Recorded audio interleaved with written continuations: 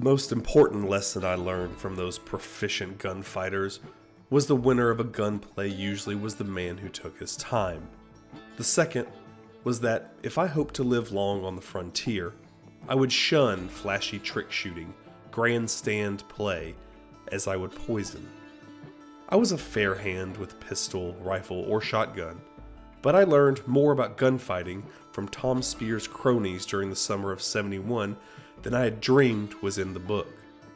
Those old-timers took their gunplay seriously, which was a natural under the conditions in which they lived. Shooting, to them, was considerably more than aiming at a mark and pulling a trigger. Models of weapons, methods of wearing them, means of getting them into action and operating them, all to the one end of combining high speed with absolute accuracy, contributed to the frontiersman's shooting skill. The sought-after degree of proficiency was that which could turn to most effective account the split second between life and death. Hours upon hours of practice and wide experience and actualities supported their arguments over style. When I say that I learned to take my time in a gunfight, I do not wish to be misunderstood, for the time to be taken was only that split fraction of a second that means the difference between deadly accuracy with a 6-gun and a miss. It is hard to make this clear to a man who has never been in a gunfight. Perhaps I can best describe such time-taking as going into action with the greatest speed of which a man's muscles are capable, but mentally unflustered by an urge to hurry, or the need for complicated nervous and muscular actions which trick shooting involves. Mentally deliberate but muscularly faster than thought is what I mean.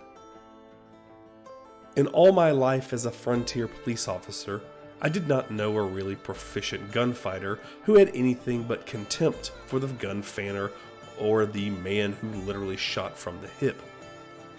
In later years, I read a great deal about this type of gunplay, supposedly employed by men noted for skill with a .45. From personal experience and numerous 6-gun battles which I witnessed, I can only support the opinion advanced by the men who gave me my most valuable instruction in fast and accurate shooting, which was that the gun fanner and hip shooter stood small chance to live against a man who, as old Jack Gallagher had always put it, took his time and pulled the trigger once.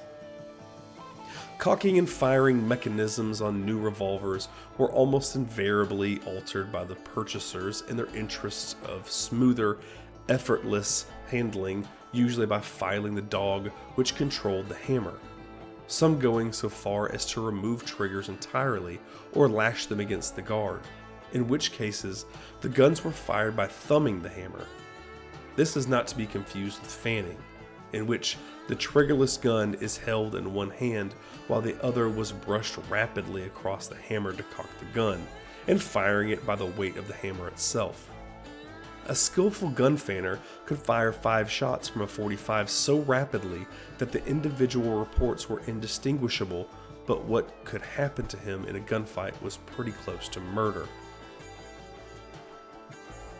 I saw Jack Gallagher's theory borne out so many times in deadly operations that I was never tempted to forsake the principles of gunfighting, as I had them from him and his associates.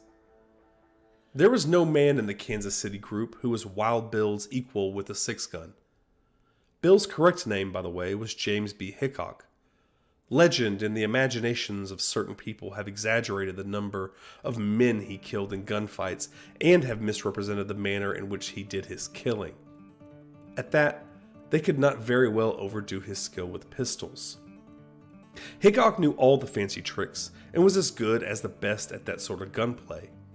But when he had serious business at hand, a man to get, the acid test of marksmanship, I doubt if he employed them. At least, he told me that he did not. I've seen him in action, and I never saw him fan a gun, shoot from the hip, or try to fire 2 pistols simultaneously. Neither have I ever heard a reliable old-timer tell of any trick shooting employed by Hickok when fast, straight shooting meant life or death. The two-gun business is another matter that can stand some truth before the last of the old-time gunfighters is gone. They wore two guns, most of the six-gun toters did, and when the time came for action went after them with both hands. But they did not shoot them that way. Primarily, two guns made the threat of something in reserve. They were useful as a display of force when a lone man stacked up against a crowd.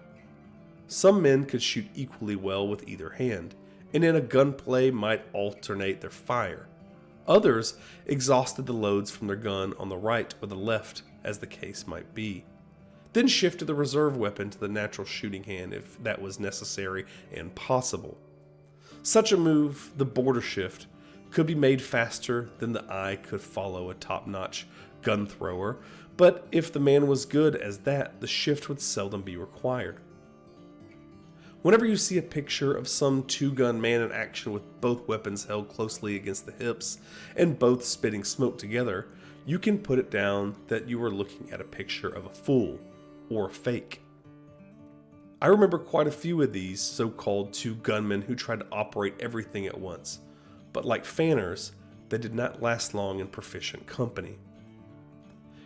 In the days of which I am talking, among men whom I have in mind, when a man went after his guns, he did so with a single serious purpose. There was no such thing as a bluff. When a gunfighter reached for his .45, every faculty he owned was keyed to shooting as speedily and as accurately as possible, to making his first shot the last of the fight. He just had to think of his gun solely as something with which to kill another before he himself could be killed. The possibility of intimidating an antagonist was remote, although the drop was thoroughly respected and few men in the West could draw against it. I've seen men so fast and so sure of themselves that they did go after their guns while their men who intended to kill them had them covered, and what is more when out in the play. They were rare. It is safe to say, for all general purposes, that anything in gunfighting that smacked of show-off or bluff was left to braggarts who were ignorant or careless of their lives. I might add that I never knew a man who amounted to anything to notch his gun with credits, as they were called, for men he had killed. Outlaws, gunmen of this wild crew who killed for the sake of brag, followed this custom. I have worked with most of the noted peace officers: Hickok, Billy Tillman, Pat Shug, Bat Masterson, Charlie Bassett, and others of like caliber, have handled their weapons many times, but never knew one of them to carry a notched gun. There are two other points about the old-time method of using six guns, most effectively, that do not seem to be generally known about. One is that the gun was not cocked with the ball of the thumb. As his gun was jerked into action, the old-timer closed the whole joint of his thumb over the hammer, and the gun cocked in that fashion. The soft flesh of the thumb ball might slip if the man's hands were moist, and a slip was not to be chanced if humanly avoidable. This thumb joint method was employed whether or not a man used the trigger for firing. On the second point, I have often been asked why 5 shots without reloading were all a top-notch gunfighter fired when his guns were chambered for 6 cartridges. The answer is merely safety. To ensure against accidental discharge of the gun while in the holster due to hair trigger adjustments, the hammer rested upon the empty chamber. As widely as this was known and practiced, the number of cartridges a man carried in a 6-gun may be taken as an indication of a man's rank with the gunfighters of the old school. Practiced gun wielders had too much respect for their weapons to take unnecessary chances with them. It was only with tyros and would-bes that you heard of accidental discharges or didn't know it was loaded injuries in the country, where carrying a Colt was a man's prerogative.